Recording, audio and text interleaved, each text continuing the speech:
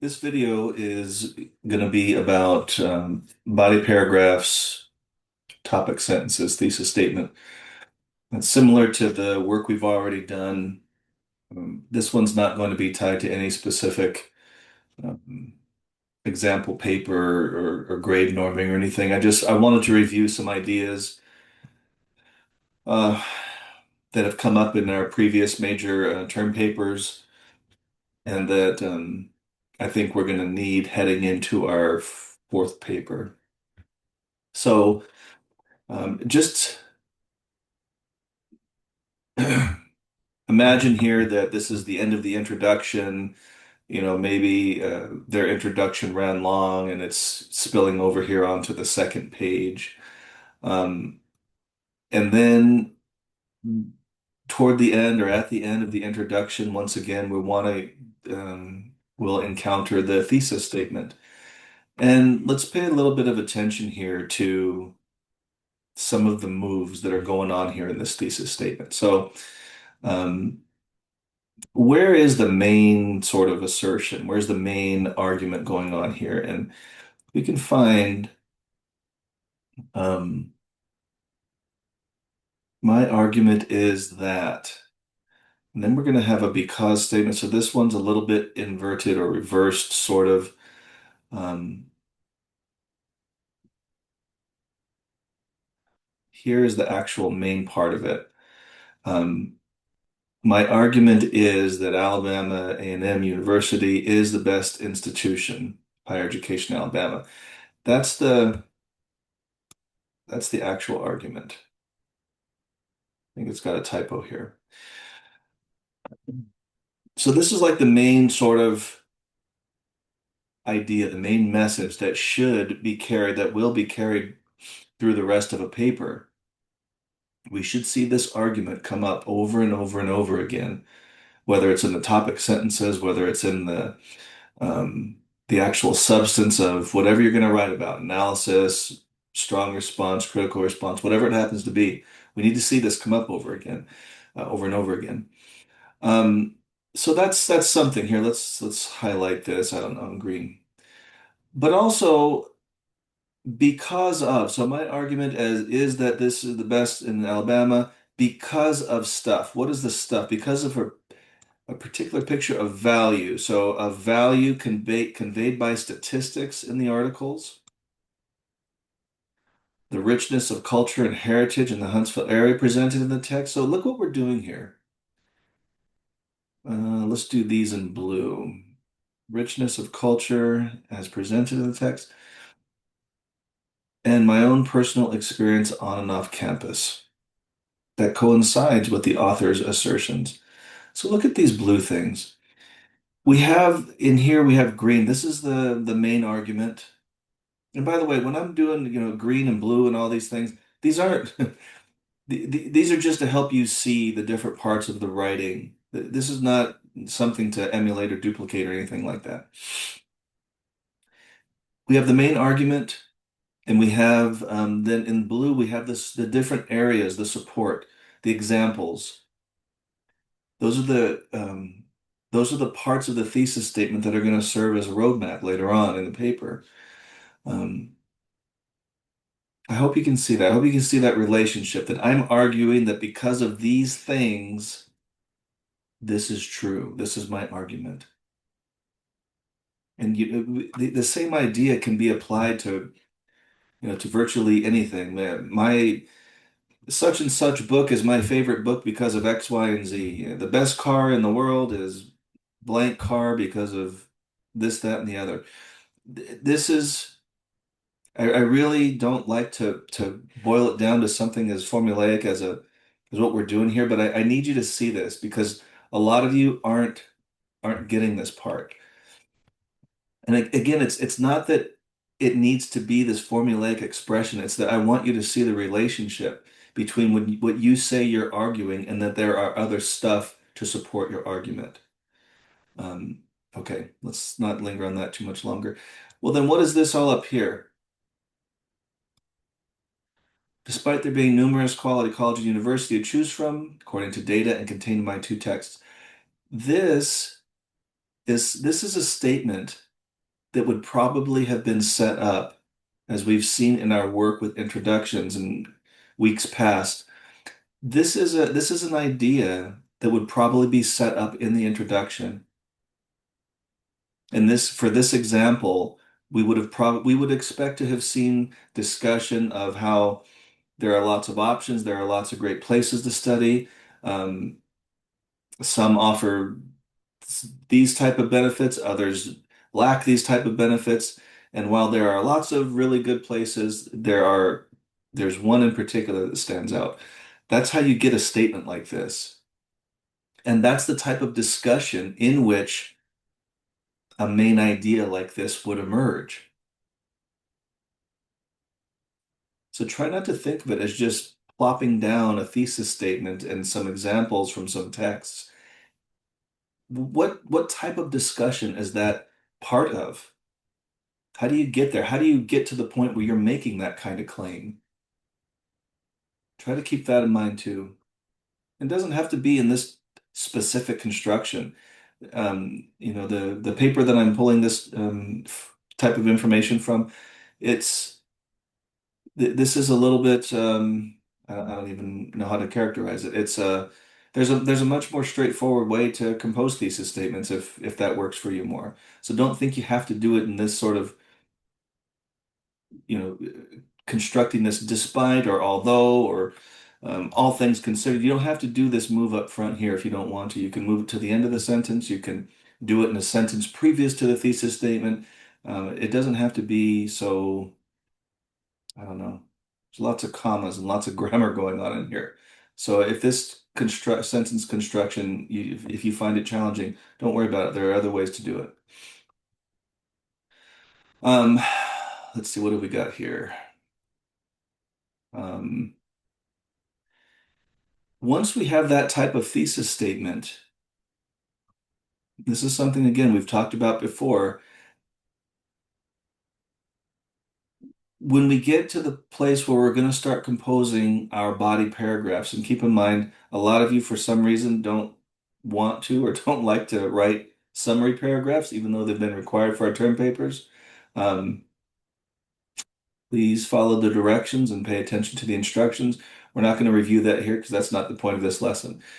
I want to show you that this thesis statement that we just talked about, um, here's how it might look, one way it might look in a topic sentence.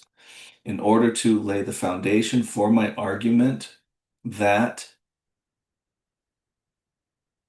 a lot of times students will leave out this bit. So in order to lay the foundation for my argument, comma, I will rely on something. Go ahead and remind your reader again of what your argument is. Get used to this move, especially in topic sentences.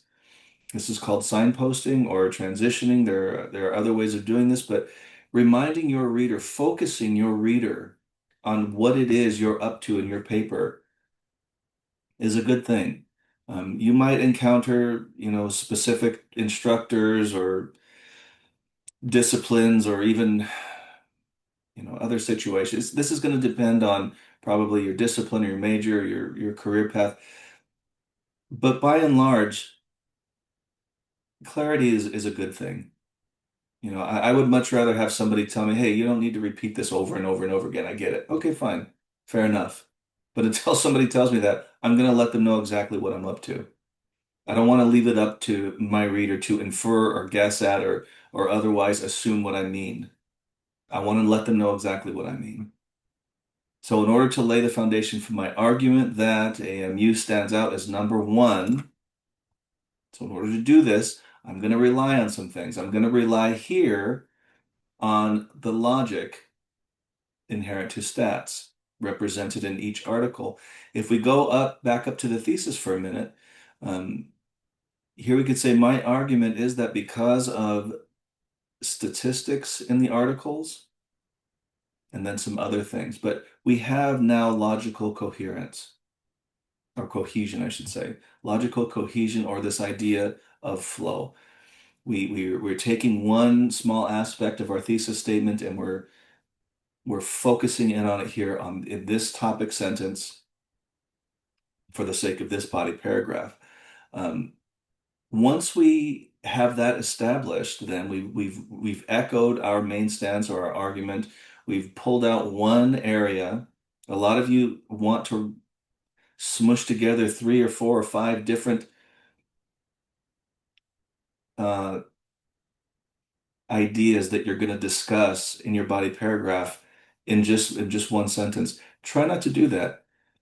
It doesn't automatically make it wrong or bad, but it tends to lead students into a place where everything, all their discussion becomes superficial because they're trying to cover so many bases at once.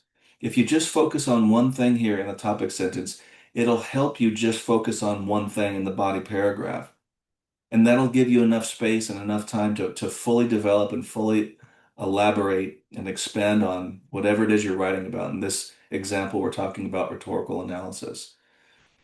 So, in other words, if you were to smush together three or four or five different ideas here in this topic sentence, your paragraph tends to look like a bullet pointed list. Such and such item exists in the text, and this is what it represents. Here's another thing, and this is what it symbolizes. That's not analysis. That's you going through an article and pointing out things that are rhetorical. That's not what we've been asking for in this class. I want you to slow down, focus on one thing, and as we'll see here in a moment, um, expand on it. So we've composed our topic sentence, and then we want to introduce, as we've talked about previously, some example, some quoted material from a text-based source or a description of the rhetorical element or feature in a visual text, for example. Um, for instance, in both, and then you can insert your author's names or article names or however you want to represent it here when you're going to integrate your source material. The idea of value is discussed as a concept and is represented statistically. So after you write your topic sentence and you begin to transition into your um, example or support for your claim in the topic sentence, you're going to want to spend a few more sentences leading in, spend a few more sentences contextualizing a bit more. And that's going to, I can't give you a specific example here because it's going to vary so widely depending on what your topic is and um, what it is you're focusing on in terms of analysis. But just know that look at how this paragraph is shaping up already. We got topic sentence, we're beginning to transition, and now I'm encouraging you to contextualize a bit further, situate your reader a bit further, so that when you do get to um, here it says forthcoming examples, and in this case it would be about statistics, it makes sense that your reader is on the same page with you, that they're not going to bump into your examples and say, why are all these statistics flying around here? What do they have to do? You don't want to leave your reader wondering or questioning or guessing. You want to inform them. This is your argument. This is your analysis. Make it clear to your reader what's going on. And so about this point in a paragraph is when you want to, again, you want to use some examples from your source material, either paraphrasing them, directly quoting them. Notice here I'm leaving you with the example of quotation marks. Um, don't forget to cite your sources, MLA or APA or whatever other style guide you're using. This will come in the form oftentimes using something like last name and page number. Um, if you're going to be using something like a direct quotation or even a paraphrase, an APA format looks a little bit different, but otherwise, it's not clear to the reader if it's your information or if you're pulling it from somebody else, and that could lead to questions of academic integrity. You don't want that. So all we've done so far in this paragraph is topic sentence, begin to transition, do some more contextualizing, and then offer some examples. look how this paragraph is shaping up. A lot of you all will compose paragraphs and this is it. And you're done in about this much space. And yeah, I'm exaggerating a little bit, but not much. I want you to take time and I want you to try not to hurry through your discussion. Be a little bit long-winded. That's okay in this class. It's okay with me. I need to see your thinking. I need to see how you're handling your sources and your topics.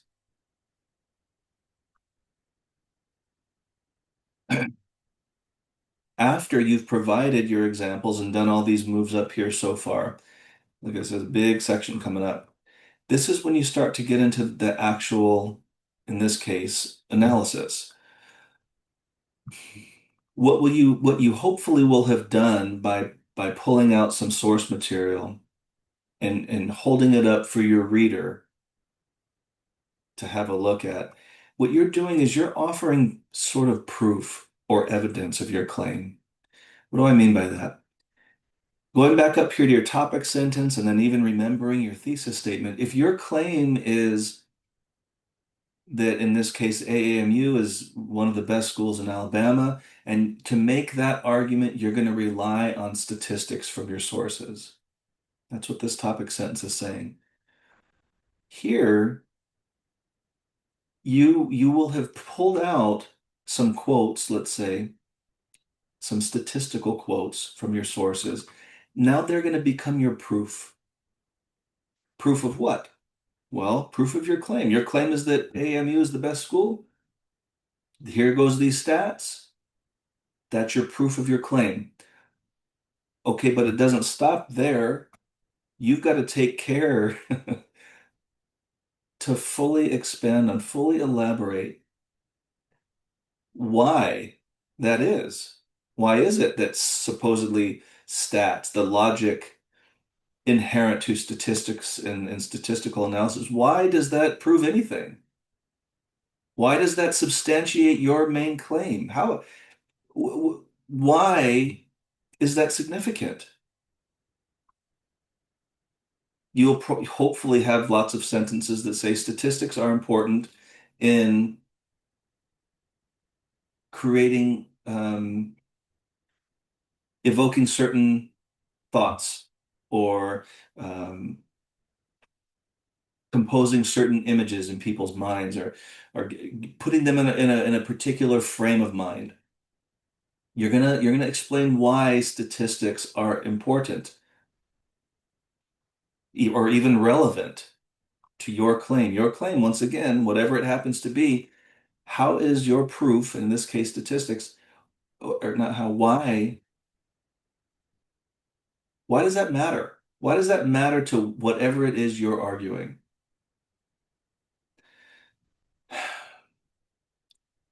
More than that, once you do compose a number of sentences detailing why, and keep in mind, we're just talking about one thing here.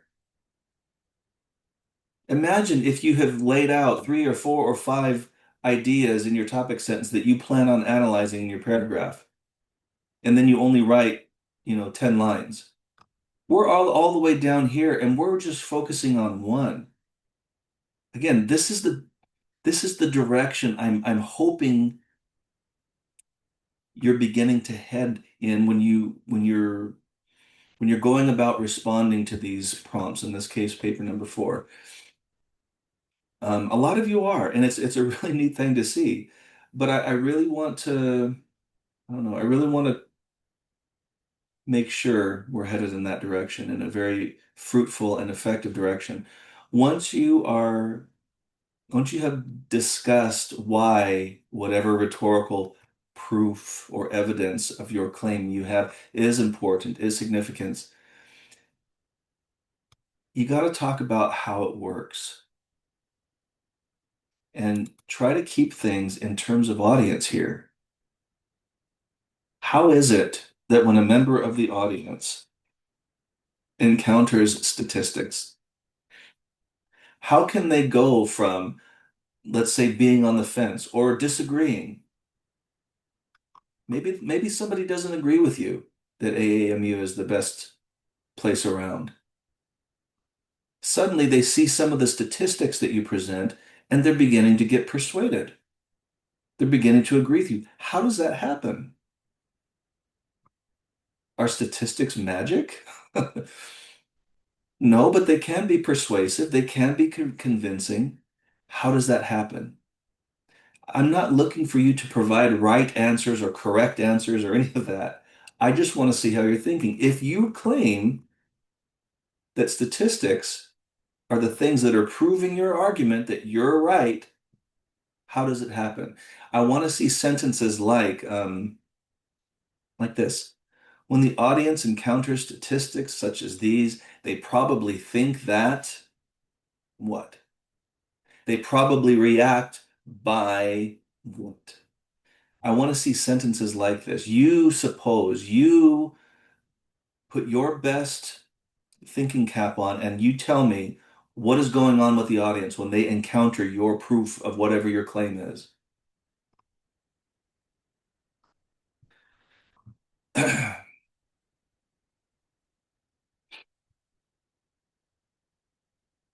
This doesn't always happen because we're not always tasked with writing synthesis, although I think um, it's a good way to help demonstrate your handling of source material. If you can find moments, and in this fourth paper for us, we're going to be doing this, so I'm going to be looking for it. If you can find moments where you can say, look at how this one source uses statistics for this purpose, for this intention. And then here's another source who uses statistics also, but it's for a different reason. This is just one example. Do some of that. Do some of that discussion. Here are these authors using the same rhetorical feature, but it's for wildly different things. Um, and such author happens, I think, to be more effective because, and if this other author would have just done blank, then they might have been more effective. I want you to think through your sources and how they're doing similar or contrasting things. Again, this is not about right and wrong answers. This is about you thinking about your sources and demonstrating your understanding of your sources.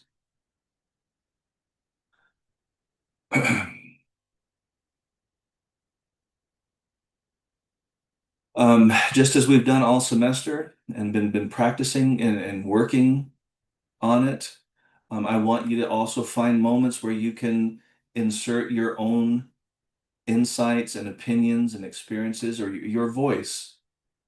Let's not leave that out. That's it's every in my opinion and in my classroom, it's every bit as important as whatever analysis and academic writing you can do. Um, a lot of times this is left out or there's no place or no room for this, and I think that's a mistake. So at least in my classroom, I want to hear from you too. So what about all this? When you go through and you analyze all this and you're doing your rigid academic work and you begin to put the sources into conversation with each other, what does that do to your thinking? How does that inform your point of view? Are you being persuaded by any of this? Are you being moved? What's going on? Do you happen to agree with one more or the other? Why? Is this something that you've thought about before? Is it something that happened to you? I mean, these are all things that you could use to supplement or to augment the academic writing that you do. So please don't neglect this part. It's very important. Um, yeah, and this also, a lot of times this seems sort of implied in a lot of the writing that we do, but and I put it here at the end. It's not that you have to save this discussion for the end, but try to use evaluative thoughts and language as you are discussing all of this. Talk about how the sources are effective or not, or um, meaningful or not, or useful. In other words, qualify them, characterize your discussion of the rhetoric that you're analyzing. Um, or just the ideas, whatever you're writing about from your sources, try to try to see it through an evaluative lens. Um, Yeah, and by this point, I mean this is again, this is long. This is this would be a very long paragraph. Um, but I'm not gonna say no. If you want to write a super developed paragraph like this, be my guest. I'm not going to hold you to this. I'm not going to require it. But what I don't want to see, I don't want to see paragraphs like this. I cannot think of a way that you could accomplish all the things that we're looking for in just a few lines. I'm saying this not to give you some kind of, word count or line count to aim for, and then suddenly my paragraph will be good enough. I'm showing you all of this, and I'm putting in these terms because I want you to see all the things that could and should go into a fully developed rhetorical analysis body paragraph. And that's what I'm going to be looking for.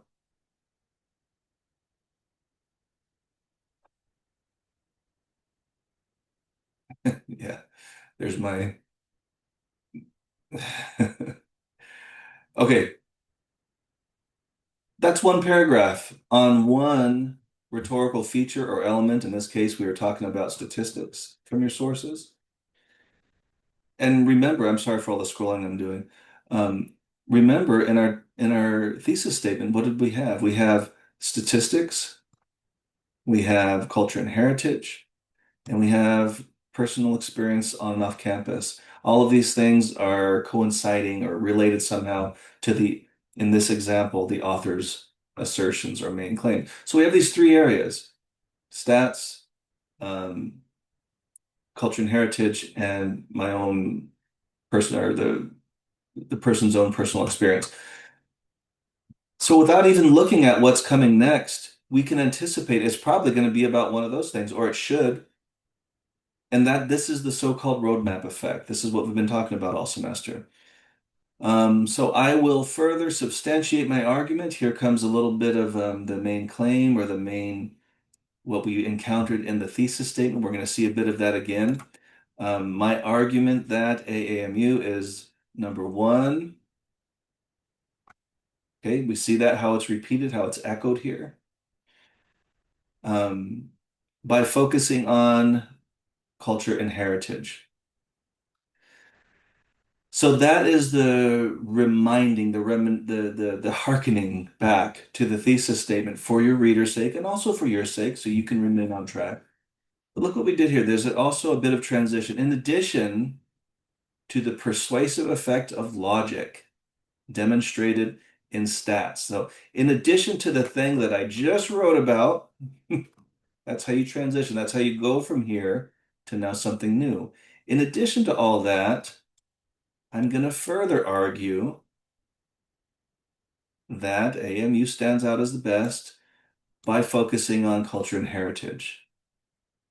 Yeah. Then same thing here. Uh, we're going to find some examples, some proof or some evidence from our sources, from our texts, and we're basically gonna repeat. I don't want to go through all this again. That's what you do. You contextualize, you lead in, you find some source material, and then you start analyzing. You start explaining why it's significant, why it matters, and then you explain how it does the thing that you say it does. If stats are persuasive, how does it work? If seeing all these representations of culture and heritage or whatever it is you're focused on, again, with your paper, with your sources, how is it doing that? How is encountering this persuasive or convincing or produces some effect? How does that happen? And that's when you write many sentences like when the audience sees this, when the audience hears that, or you want to put it in terms of audience. Okay. And then we'll just finish off here. So once again, we see I argue that um, And then here is also stands out. Not only does AMU stand out as number one, this is again a strange sort of construction, but it's okay because it does the thing. Because of how superior, because of statistics, because of culture and heritage. So not only does it stand out as number one because again the stuff that I just wrote about, but I argue also that it's because of this new thing. Each time we do a topic sentence, it's an opportunity for us to transition, to signpost, to indicate to our reader what we're up to. So we'll remind our reader of the thing that we've been doing, these first couple of lines. We'll remind them of our stance and our argument, and we'll say, here's another piece of it. Yeah. Um, and then we compose another body paragraph.